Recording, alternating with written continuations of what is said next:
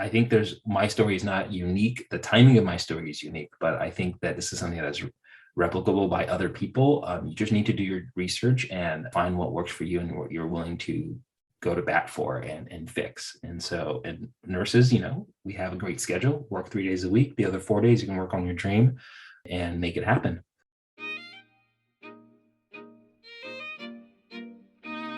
Hello, everyone. I'm Angela Rosa DiDonato. And I'm Marian Leary. And you're listening to Amplify Nursing, a Penn nursing podcast supported by the Panola Fund for Innovation in Nursing.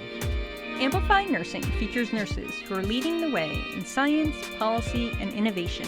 Our guests defy stereotypes, define practice, and disrupt convention. We highlight the breadth and depth of nursing influence on society by amplifying nurses who are pushing boundaries and breaking down barriers to build a new paradigm. Today on Amplify Nursing, we talk with Taofiki Gafar-Schaner, co-founder of Frontier Innovation, Inc. During his experience as a bedside RN, Taofiki observed many opportunities for patient care improvement, which inspired him to launch a business focused on creating innovative healthcare products. With their Safe Seizure Pads product, Frontier Innovation, Inc. won the 2020 American Nurses Association Innovation Award, as well as the 2019 and 2020 Nightingale Innovation Awards. Taofiki talks with us about how he became interested in nursing, the importance of drawing inspiration from bedside care, and how he navigated manufacturing and funding challenges in his journey to develop a new healthcare product. Taofiki, thank you so much for joining us on the Amplify Nursing podcast today. I am really excited to speak with you. I am very happy to be here. Thank you. So to get started, can you just give a little background on what you're doing in nursing and how you came to the profession of nursing? Yeah, I originally went to college. I wanted to be a therapist, psychologist to be exact.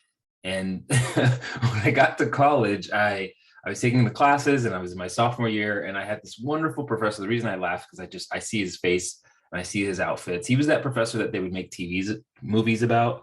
He was just a very peculiar a professor that stood out. And we had an abnormal psychology class my sophomore year. And he said, hey, most of you want to go on and be, get your master's and get your doctorate and all that and be therapists. Let me tell you what that road looks like. We're supposed to be talking about diagnoses and all this other stuff, but kind of want to tell you what the next 15 years of your life looks like. And he laid it out for us. And by the halfway through the semester, I was like, oh, I think I want off this boat. I think this isn't really for me because I did not want to just go through all that schooling and then start my career in my late 30s or early 40s after I got and start my own practice and all this other stuff. He scared us straight.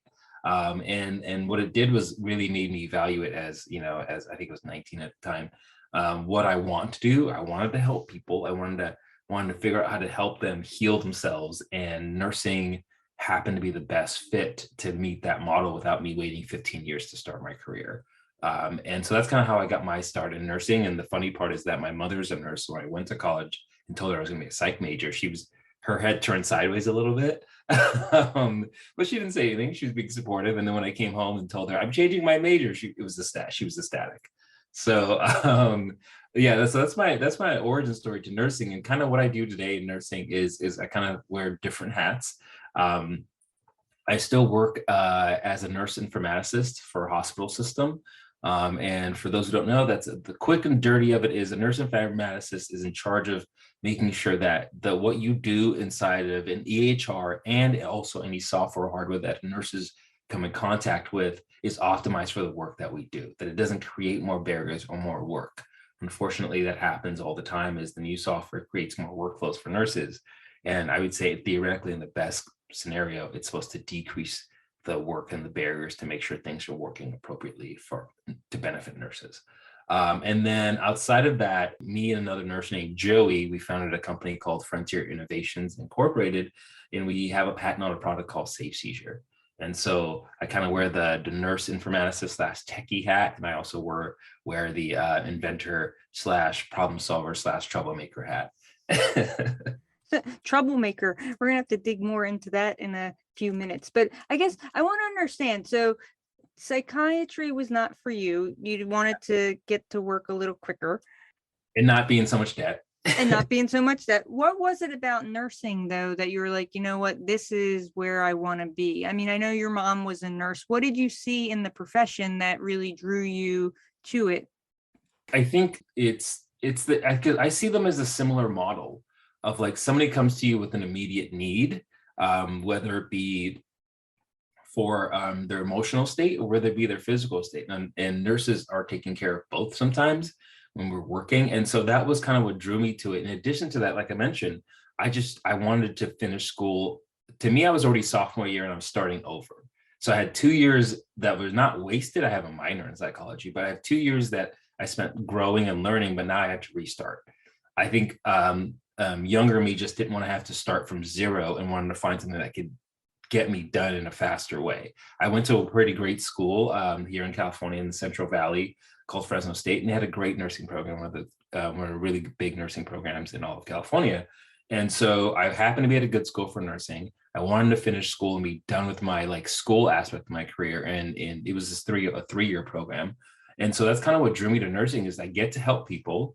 I get to finish school at the same, almost at the same time as when I started, 4 or 5 years as opposed to 4. And then just start my career. So I think that's kind of what drew me to nursing, was just that the idea that I'm helping people, but also not starting from scratch and having to go back and get my master's and all this other stuff. Even though I did go back and get my master's, but that was years later. And did you take your interest in psychology?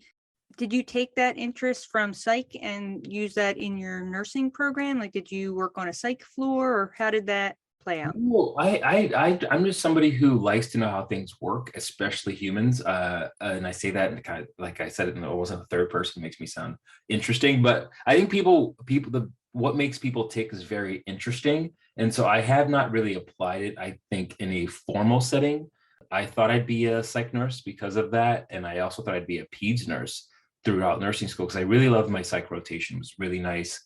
Most people, most nursing students are apprehensive about their psych rotation. I was excited about my psych rotation to meet our clinical instructor and to go there and get to meet these people who are doing their best with their chemical imbalances and all that other stuff. So I had a great time, but I have not used it in a formal setting. And because outside of nursing school, I went right into cardiology and cardiac step down. So that's just one of the first jobs I was offered.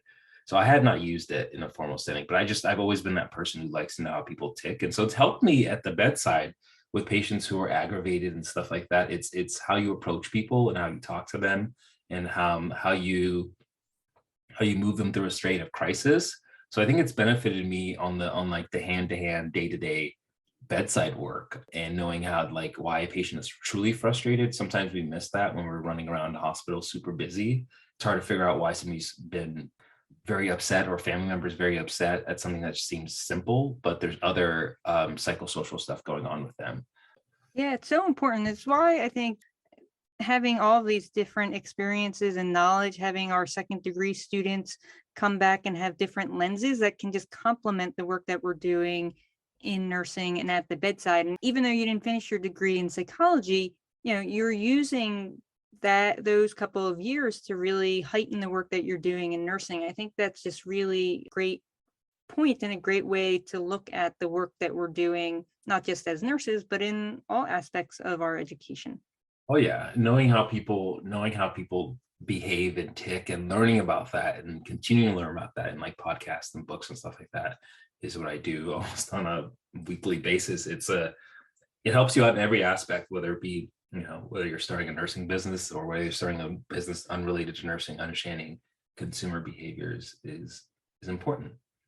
Yeah, and it's a good segue into, a lot of the work that I do at Penn Nursing is around human-centered design and, understanding the needs of people from their point of view. And it's exactly what you're saying. Like, these patients, something's going on and we need to understand them in a holistic way, not just what's going on clinically, but what other stressors, what other social determinants are affecting their care and recovery. Exactly. And so you mentioned that you founded a company and created a product. So I'd like to learn more about how that played out, because nurses are in my opinion, consummate innovators. And you're a perfect example of that. You saw a problem, you created a solution.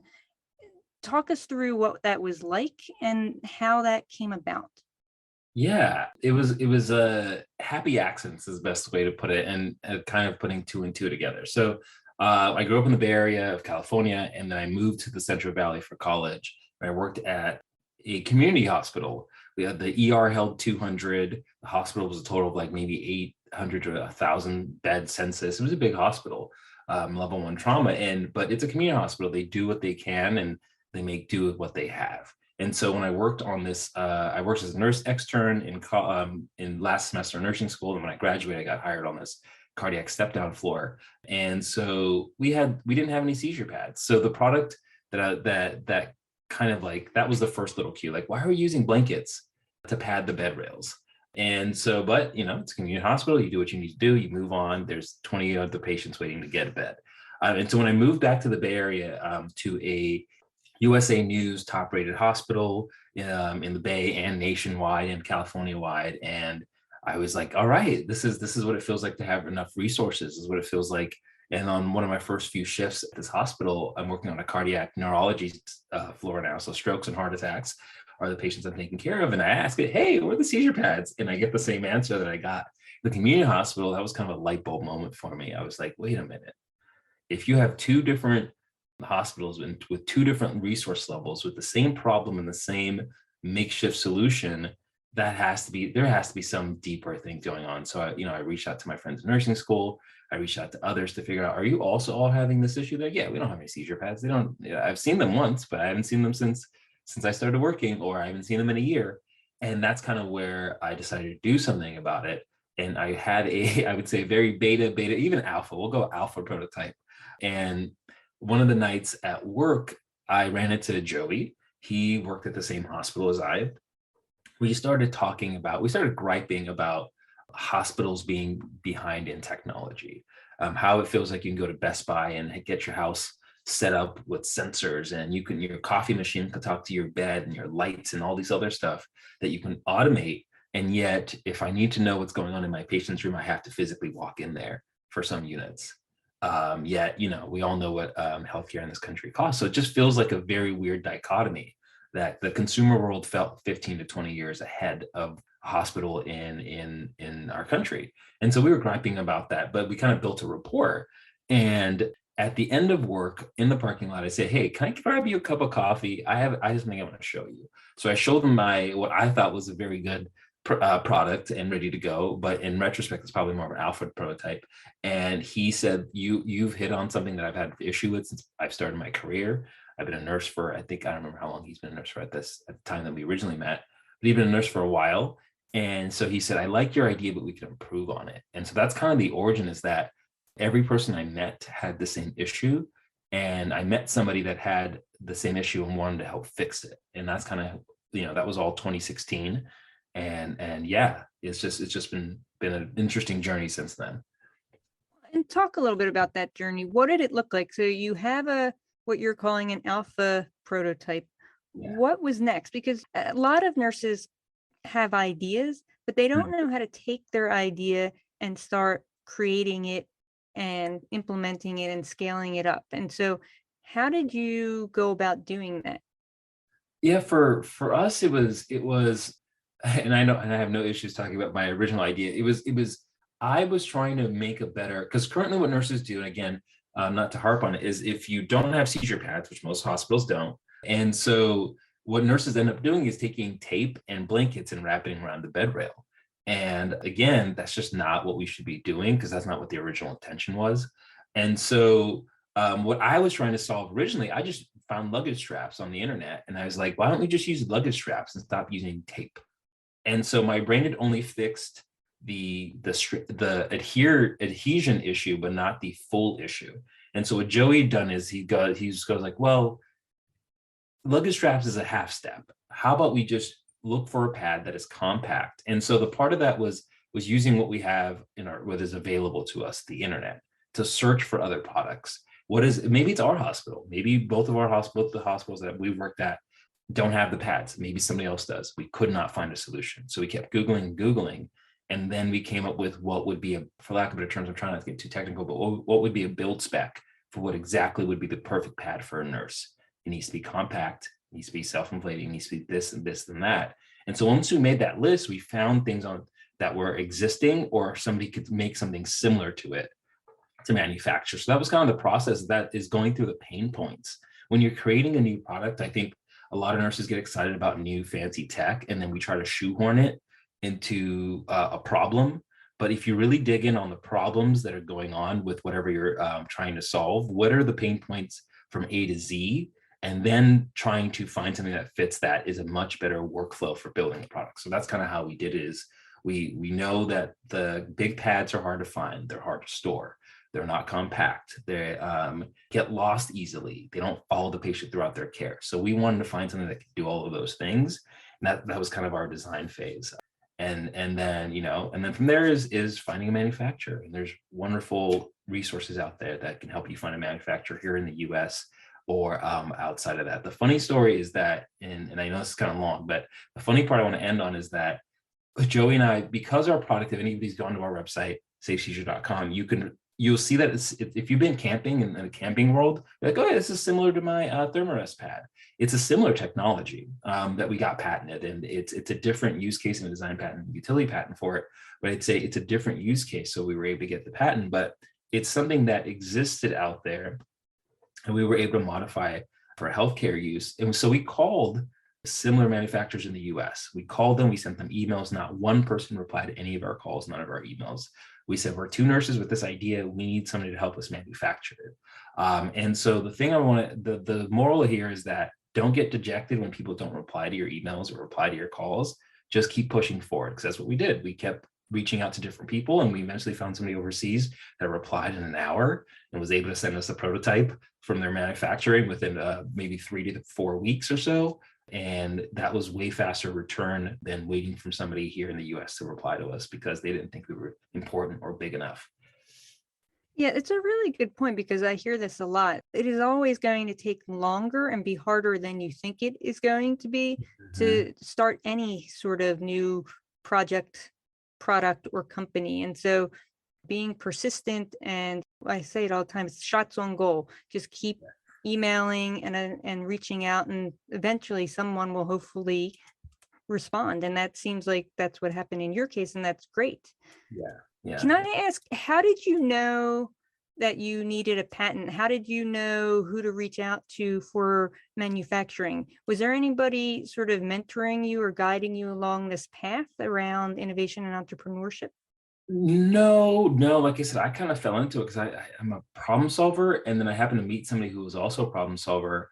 And luckily, Joey is in the real estate. He's an entrepreneur through and through. He's been trying to start businesses since he was like 5 years old, and so he'd gone through the patent process for something else outside of healthcare. And so he knew, he's like, oh yeah, let me link you up with this lawyer that helped me with another patent. And I'd never met somebody who filed for one. He just happened to be working on the same unit as somebody who'd done that. So and so that was kind of that for the patent process, is that he was like, oh yeah, we should probably see if we can patent this. And I was like, oh, I didn't think about that. Good point. And so that's kind of how that went. We did our research on what a provisional patent is, a non-provisional patent, and he kind of helped with that because of his prior experience. And then with manufacturing, we researched, and we this is the time that I would say it was a couple of years after Alibaba had launched. And so again, it's all about timing and readiness. That's those are the keys to success, right? And so we were ready, and Alibaba had launched, and we were able to find manufacturers anywhere in the world that made a similar product and reach out to them.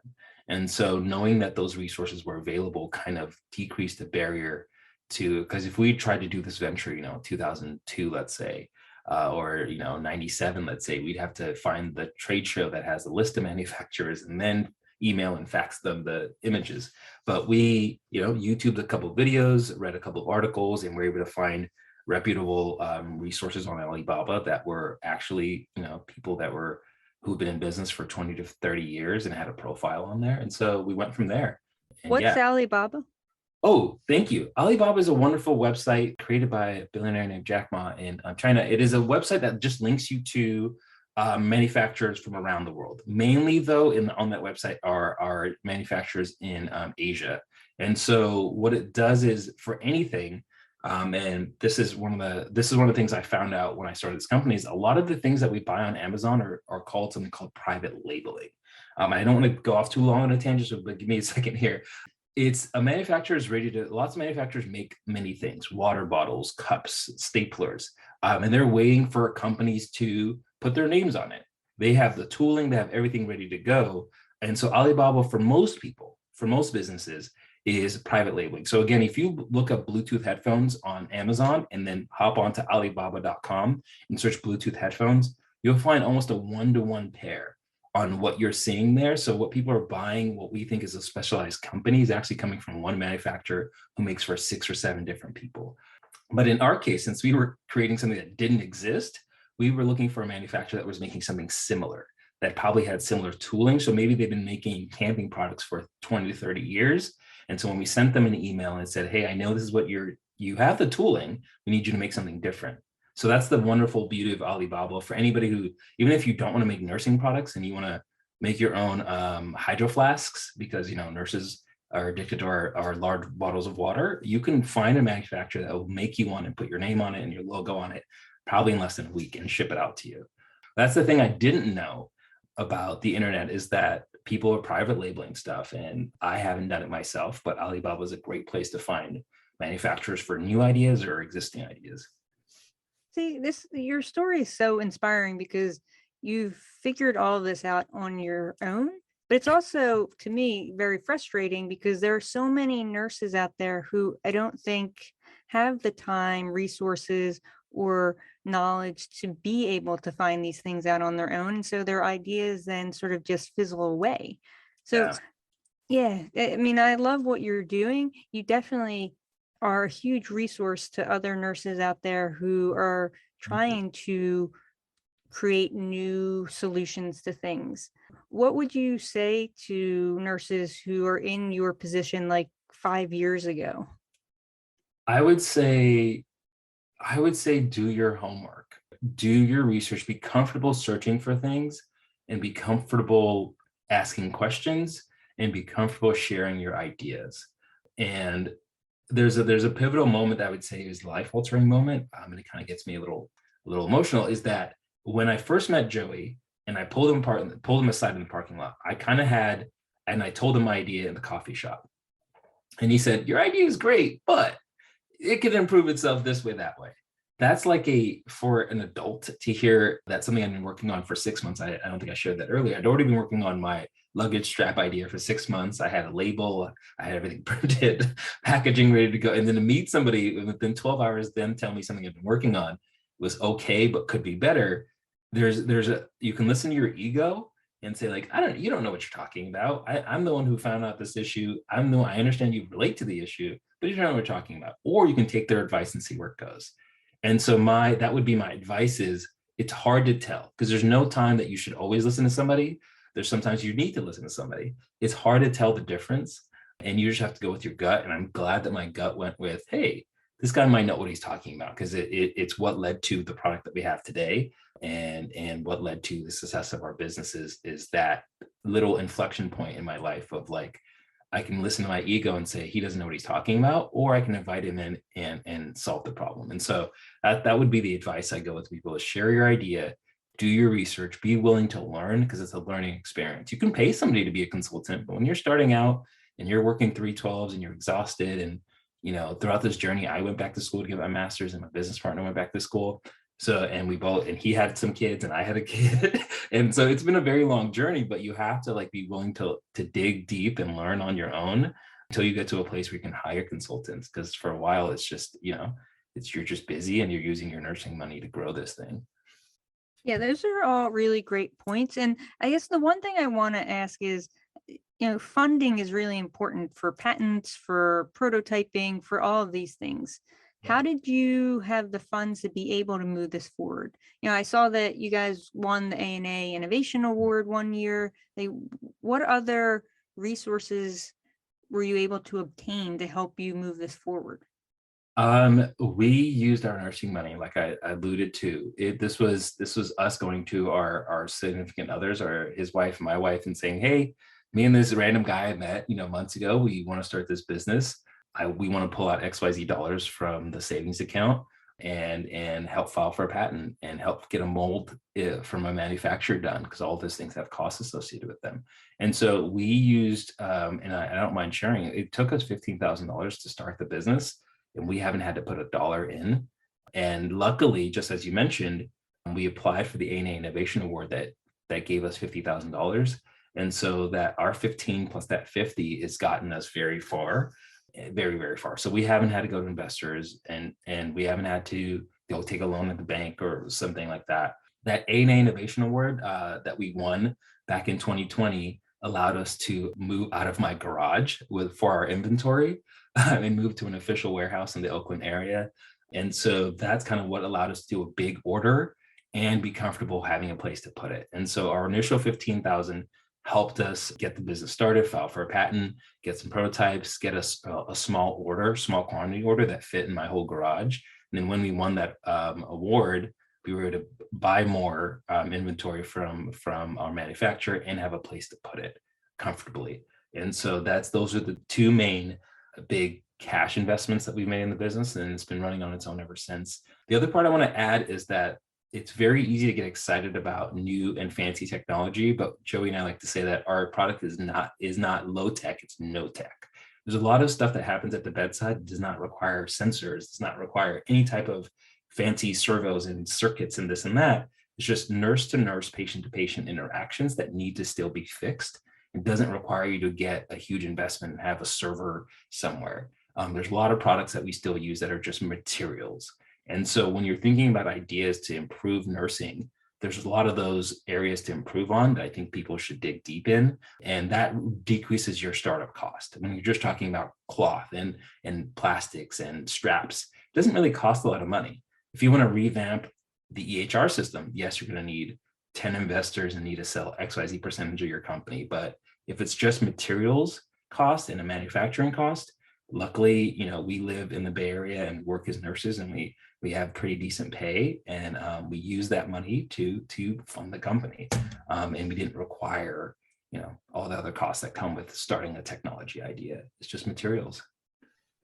Yeah, those are all really good points too. And I think often people don't realize that, unfortunately, upfront, you may have to invest in your own company, not just with your time and intellectual property, but with your finances as well. And sometimes that can be hard for nurses to sort of wrap their heads around, maybe. So it's interesting to hear how you have gone about that, because I've heard other stories from other nurses who have started similar, like, successful companies, and they have to go to their families and say, look, we need to invest in our company to get it started, to get a patent, to do X, Y, or Z. And it's a big ask for a lot of people, and sometimes it works out and sometimes it doesn't, but I'm really happy to hear that it worked out for you. We have very supportive wives, and we joke that we wake them up in the middle of the night with crazy ideas, and they just nod their heads and then go, yes, that sounds great, or no, that doesn't sound great, or I don't have time for that right now, go bother your business partner. And so it's really helpful to have somebody in your corner, and yeah. Yeah, I love that. Well, anything else you'd like to share with us before we end?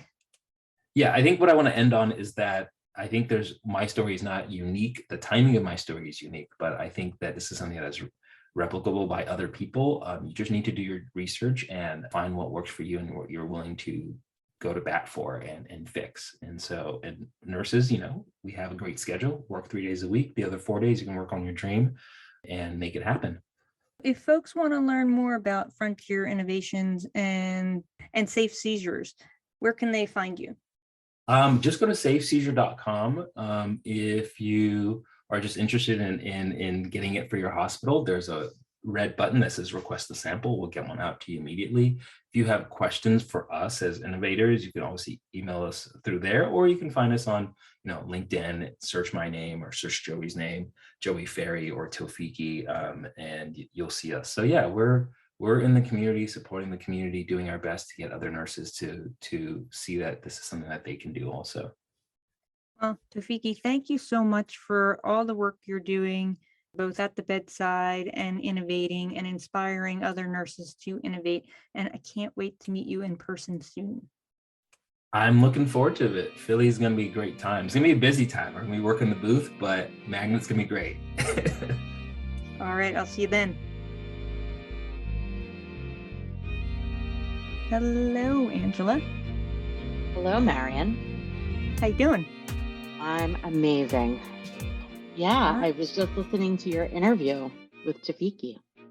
Is he not incredible? I am a huge fan. I actually got to meet him in person for the first time a few weeks ago, and him and his partner, Joey, and they're just really dynamic nurses who really want to move the profession forward and innovate. Yeah, it's really cool. I really loved hearing about his story and how he took these really practical approaches to trying to fix a problem at the bedside.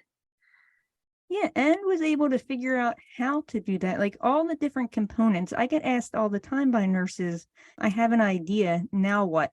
And I try and guide them through it, but there are so many different components to not only creating an innovation, but then creating a company to scale up that innovation. And he was really able to scrappily figure out how to do that and put it together, him and Joey. Yeah. And I think it's really inspiring for people who have ideas about things that, the way he talked about it too, like, yes, they did have to invest some of their own money, but it was a small investment considering what they ended up doing. You don't need investors. You don't need to make it more complicated than it has to be. You can simply start small and start emailing people and asking them, do you have the equipment that can manufacture this thing? So I thought that was a really cool story. Yeah, and it's good for nurses to hear that, right? Like, yes, you might have to put in some of your own financial capital, but you also can keep it simple. And there are resources out there to help you manufacture and find the things that you need. And so having him as a mentor and role model for other nurses who have ideas and want to move it forward, I think will be really important. Amplify Nursing is hosted by Dr. Angela Rosa DiDonato and Marion Leary and produced by the University of Pennsylvania School of Nursing, with special thanks to Jonathan Zhu for his assistance. Music for the podcast was created by Harper Leary. The podcast is made possible by the Krista and Rich Pinola Fund for Innovation in Nursing. Follow us on Twitter at Penn Nursing. Until next time, keep pushing over, under, around, and through. We want to thank you for listening to the Amplify Nursing podcast and remind you to subscribe to the podcast on iTunes, Google Play, Spotify, iHeartRadio, or wherever you enjoy your podcast listening. And if you can do us a solid, please rate and review us as well. It will go a long way in amplifying our episodes.